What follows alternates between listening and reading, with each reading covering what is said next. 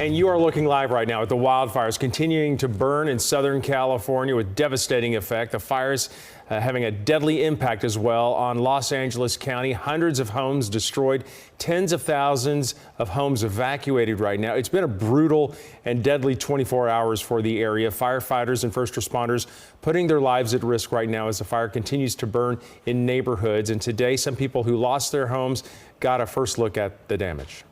We lost everything we owned, but it doesn't even look like a house anymore. It just looks like a something. Just people in shock, not even able to come up with the words. Just a heartbreaking scene and a heartbreaking day for so many families in Southern California who basically lost everything. Good evening, I'm Gulston Dart. I'm Lisa Gonzalez. Thanks for joining us tonight. The death toll continues to go up. It's now at 5 people who have died and more than 1,000 structures have been destroyed. CAL FIRE did send out this video showing what firefighters were up against overnight. Those fierce winds fanning the flames, the fire in Pacific Palisades jumping from house to house, as you see here. Crews were trying to save the homes when the conditions are like this, so there's really not much they can do. You could see the intensity of the wind gusts they were dealing with. As of right now, there's zero containment on any of these major fires. But tonight, the Santa Ana winds are expected to die down, and that should hopefully allow firefighting efforts, firefighting planes and helicopters to take off and support the crews that are on the ground. And we are tracking basically 3 major fires that have triggered the mandatory evacuations. There are other smaller fires out there, but we'll focus on the big ones. The Palisades fire, this one's the one that was burning through Pacific Palisades. The Eaton fire is up in Altadena near Pasadena, and the Hearst fire to the west of that and up to the north is burning between Santa Clarita and San Fernando. So here's a look at the latest numbers on the Palisades fire, burning about 16,000 acres. CAL FIRE says that its crews are dealing with extreme fire behavior. That includes short-range and long-range spotting, those embers being carried for miles in some cases. At least 300 structures there have been destroyed in the fire. The Eaton fire is in Altadena, as you saw on that map. It's burned 10,600 acres. It's the fire that killed at least 5 people. Fire crews have not been able to do any damage assessments yet, but hundreds of homes have been destroyed. And into the San Fernando and Santa Clarita area, that's the Hearst fire. That's at 500 acres tonight. The fire spread rapidly last night, destroying homes in its path. Water and retardant drops from planes and choppers are helping the crews get a better handle on the Hearst fire. Containment there, though, still at 0%. There is some good news tonight. The winds are dying down enough for helicopters, as I mentioned, and planes to get back into the air, help drop some retardant, help drop some water. The air support makes a huge difference for firefighters on the ground, and just about every available aircraft is in use right now. You can see this big water drop here over a home, water dropping planes and helicopters like this, just doing what they can to slow down the fire, suppress the flames. Special planes that can also scoop up water in the ocean and make drops in residential neighborhoods are now being used. All of that great news now. Yeah, they're playing catch up, though, because the fire got a big head start yesterday with those terrible winds, Heather. And let's check again with you and the weather that's impacting efforts right now to try to get these fires under control. Yeah, unfortunately, the wind gusts this afternoon are about half of what they were overnight and into early this morning. It is still breezy, but look at the difference here in Los Angeles County. These are some of the airport wind gusts. 21-mile-per-hour gust for Los Angeles. Hidden Hills gusting to 32 miles per hour. Again, that's about half of what we saw yesterday. I want to show you the latest fire perimeters. This is as of 4 o'clock, just to give you an idea of the scope of the fires around Los Angeles County. We'll start with the Palisades fire. Of course, it started around 10 o'clock yesterday morning in the hills to the north of the community of Pacific Palisades. It rushed all the way down to the water along the winds, and it's been chewing its way westward ever since in towards the community of Malibu. Now over towards the Eaton fire, smaller in size relatively speaking, but burning in the hills to the north of Pasadena.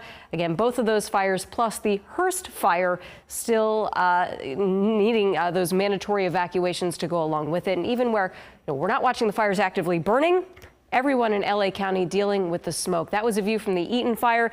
These are the latest air quality reports. This is downtown Los Angeles. All of this purple you see here north and east of town, that's where the air is just hazardous right now. All that smoke coming off the Eaton fire. Back to you.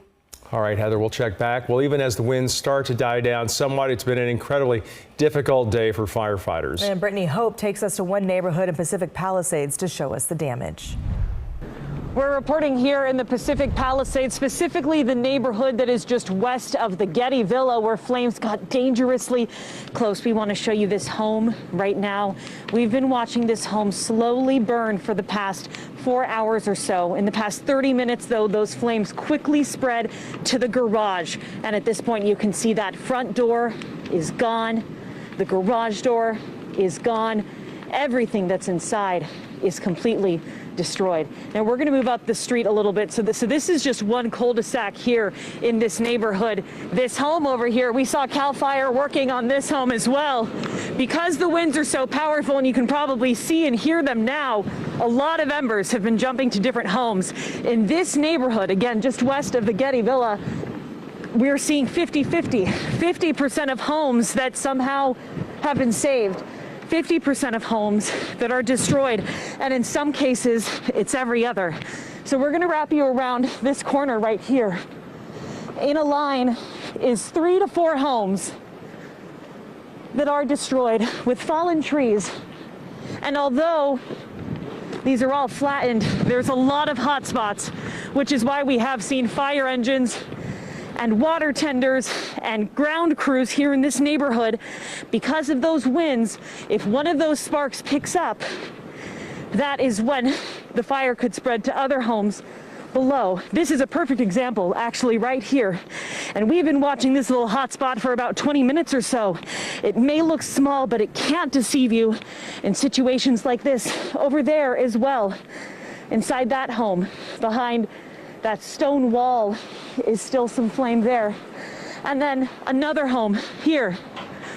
All that's left standing on this one, you see that brick chimney, you see a lot of wood, you see what used to be some sort of gate, but that's about it. Now this is what's fascinating with fires like this. Of course, you have a lot of trees like this and gusts like this, and that's the problem.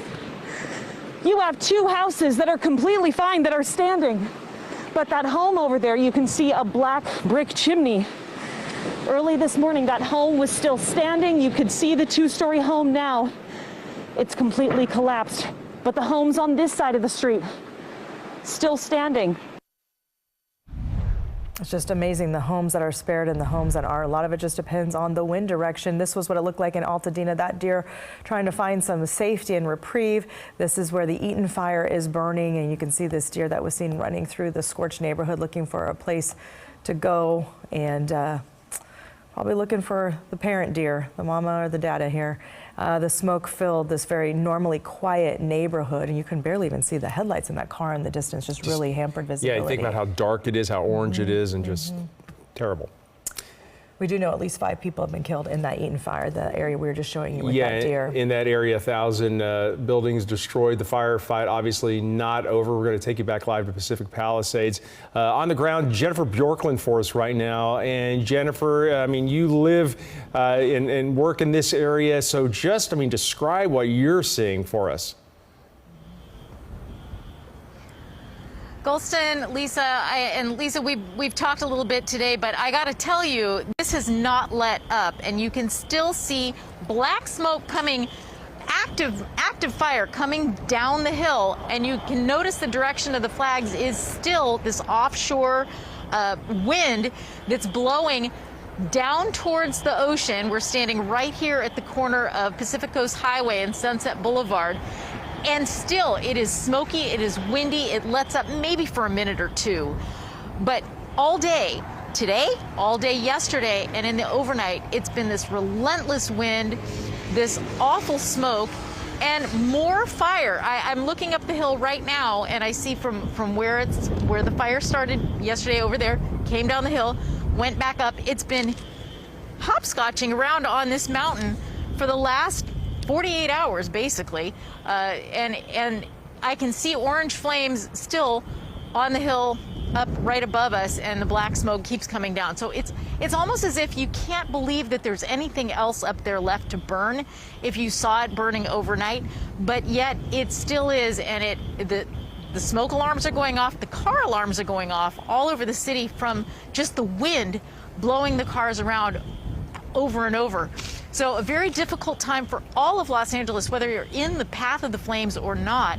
You are affected by this fire one way or another based on just the air quality, to your neighbors, to trees falling, to down power lines, to power outages. It's been a very, very difficult couple of days and expected a few more days to come. Jennifer Bjorklund, thank you for the live reports. Please continue to be safe out there. President Biden met with California's Governor Gavin Newsom this afternoon. Andrea Flores joins us right now. She's in the studio with what the president had to say. Andrea. President Biden and Governor Newsom were briefed on the fires by first responders at a firehouse in Santa Monica. The president assured Californians that the federal government would provide whatever support is necessary to help put out the fires and would stay after the flames have died down to help rebuild. We're prepared to do anything and everything as long as it takes to contain these fires and help reconstruct, make sure that we get back to normal. It's going to be a hell of a long way. It's going to take time. We're in it. The federal government's here to stay as long as it needs everything we need. President Biden will be at the White House through next week. After that, President-elect Donald Trump will be sworn into office, and the president-elect took a different tone today, blaming Governor Newsom for the fires. Trump posted on his social media page, quote, Governor Gavin Newsom refused to sign the water restoration declaration put before him that would have allowed millions of gallons of water from excess rain and snowmelt from the north to flow daily into many parts of California, including the areas that are currently burning in a virtually apocalyptic way. The president-elect went on to say, quote, I will demand that this incompetent governor allow beautiful, clean, fresh water to flow into California. He is the blame for this. On top of it all, no water for fire hydrants, no firefighting planes, a true disaster, end quote. That is from President-elect Donald Trump. Governor Newsom's office responded to the president-elect, saying Trump's comments about a declaration are, quote, pure fiction. Golston.